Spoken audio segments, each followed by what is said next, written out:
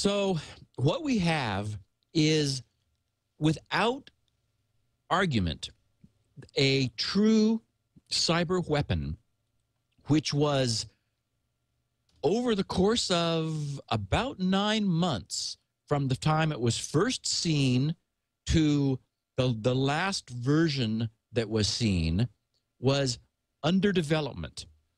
Symantec called it the most complex threat they had ever analyzed, because of the number of different functions that it contained, and also the fact that it was very cross-platform. It was or is, because it's still out there a little bit, but it is a Windows-based worm, but it's designed to infect non-Windows-based systems. Many things are absolutely no longer in doubt. It cannot be doubted that this was directly targeted at the Iranian nuclear enrichment project. And I'll explain exactly why we know and how we know what we know. But it contained multiple zero-day exploits, bundled in a Windows rootkit to hide itself from anyone, the first ever PLC, or programmable logic controller rootkit. That had never been done before. It incorporated antivirus invasion techniques that I'll detail in a minute, where it literally looked to see what AV tools were in the system and knew how to get around them by version number. Oh, wow. That's, talk about targeted. It had, well, and what that means is, think about it. It means the people who developed it ran it again in these different AV environments and watched the AV tools capture it. See, because one of the things it needed to do is it was trying to remain hidden. So, for example, after it replicates itself 3 times from a USB stick, it removes itself from the USB stick. Oh, wow. So to minimize the chance of discovery, it figures, okay, I spread onto 3 new systems, me, the USB stick, so I'm going to now, Stuxnet sees that because it's logging and recording what it's doing, and then it deletes it from the USB stick so that someone later wouldn't see it and wonder, well, wait a minute, what's this? So, I mean, it's all of this stuff. It's got process injection and hooking code that allows it to insert itself in other processes in the machine, an array of network infection techniques, including a peer-to-peer technology that allows it to spread within local area networks, and a command and control interface. It connects to a couple of domains that I'll describe in detail in a minute, in order to report on its existence and to give those domains the opportunity to update the code. So essentially, a binary package comes back, which is then which is actually encrypted. It's decrypted and then executed in order for Stuxnet to evolve over time. So it's functionally, it's able to self-replicate through removable drives, as I was saying, and that exploits a vulnerability which Microsoft knew about, and we've talked about it. It was that .lnk vulnerability where you didn't even have to open a link, a shortcut. Just viewing the shortcut in Windows Explorer could cause that file to execute by malforming the way the link file was made. And the rootkit knows which is hiding this, knows exactly how many bytes long the file is, and when when Windows Explorer attempts to retrieve that from the directory, the rootkit says there's no file here, so you just don't see it, even though it's sitting there on the drive. So it's also able to spread through the land using a vulnerability that was also known for some time in the Windows print spooler, in order to, so, you know, everyone has the service running in Windows by default.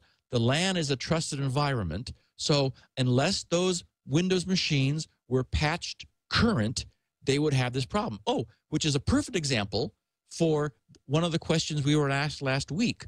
Remember the guy whose company had 15 machines behind a Windows server, unquote, and they were back on Service Pack 2 and no one was patching them. And he said, you know, is this a problem? Well, here's a perfect example of where machines on a LAN have visibility to each other, and the Windows firewall protects you from WAN-based things, but because Microsoft wants to make things easy, like file sharing, does not protect you from LAN-based threats to the same degree. So if you're not patched, if you've got this Windows print spooler service listening, then Stuxnet would have been able to infect all the machines on that network. And there's an SMB exploit, another well-known problem in the server messages block, the so-called file and printer sharing service, which Stuxnet also knows. So machines that were kept really current would have been safe, because these were known and patched vulnerabilities in several cases. But there were and still are, even today, Stuxnet is using some privilege escalation exploits which have never been made public, which it uses in order to get around these AV devices. So it copies and executes itself on remote computers through network shares. And Siemens has a version of Windows called WinCC, which runs something called sort of the programming and code writing and debugging tool to which you connect Siemens-based programmable logic controller devices in order to sort of download the code that you write. PLCs are programmed in sort of they have like an assembly language and also sort of a simple step-based basic language in order to tell them what they want to do. They're pretty simple-minded, but so you do all your authoring of this stuff on a Windows-based machine, then hook up the device and download it into the PLC. Stuxnet is able to update itself through this peer-to-peer mechanism. So through using remote procedure calls, RPC, Stuxnet sets up a server when it installs itself when it infects a machine, and then sends out a broadcast for any other machines to see if they are of a later version, and if so, they share their updates with older versions of Stuxnet. So it's constantly keeping itself up to speed. And it exploits a total of 4 unpatched Microsoft vulnerabilities, 2 of which have never been disclosed publicly, as I mentioned before. Okay, so what's significant about this, when you look at how comprehensive it is that it could never have been designed blind. That is, this is not something that script kiddies, no matter how much they want to, could create. This, in order to pull this off, you need, first of all, essentially schematics of the target. Somehow, someone got, through information leakage, very detailed description of what it was that was going on in Iran's nuclear enrichment program. And of course, that's not information they were letting go of. We know that because the targeting side of Stuxnet only fires when it sees a specific configuration of frequency converters tied onto this programmable logic controller, which matches the fingerprint of what was going on in Iran. The problem with Stuxnet is that it's a little bit blunt in that it is a propagating virus. 100,000 copies of it are like infected Windows machines all over the place. So although it was dispersed in a targeted fashion that I'll talk about in a second, because of these abilities it has to propagate, it got loose from the targeted companies, the 5 companies with connections to Iran that were infected with this, and it got out into the wild. Well, we wouldn't want this thing infecting, our own nuclear power plants, or opening the floodgates on the Hoover Dam, or, anything else. I mean, programmable logic controllers are used for all of these things. This is like the way process control systems are run. And so you don't want to let something loose that is this powerful that is going to misfire. It's like weaponized anthrax. You've got to have some sort of protocol. Yes. And so what that meant was that the designers of this thing had to know exactly what it was going to find if it could get in to the enrichment plant. They had to know exactly what was there. So because there were versions of it all over. I mean, it was found in thousands of other Siemens systems. So this thing, this upset a lot of people who. Oh yeah. Yeah, because this got into many of these Siemens PLC systems, but because the equipment that it found connected to the programmable logic controller didn't exactly match what it was designed to find, they didn't do anything malicious in those cases, thank goodness. But so you have to know exactly what your target is. And then, as I had mentioned in a prior podcast, as information began to come out, I remember saying to you, Leo, a few months ago, somebody had to actually have this equipment. You called it totally. You had to set it up. You had to.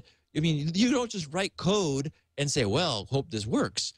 All of this had to be prototyped. So you had to have frequency converters and basically mock up what is in Iran in a lab somewhere in order to write the code to make this go. So basically, as Symantec put it, a mirrored environment had to be created in the lab. Also remember that this thing, in order to work, it needed to get into the kernel in order to set up a rootkit to protect itself. It needed to have digitally signed drivers. And we know where they came from, remember? Wow. They came from Realtek and J Micron, 2 companies in the same industrial park, the same physical location. So it is believed that some agent broke in and physically compromised those facilities to steal their private keys for their credentials. Wow. There's a novel here. I know. What a book. It really is. This is real. You couldn't. This is. It's incredible. So some agent, covert, undercover, in the middle of the night. Wow. Went into Realtek's Semiconductor and J Micron and did whatever had to do to get their private digital signing keys and made off with them so that the drivers could be signed for this to all work. So, so there's so many facets to this. Now,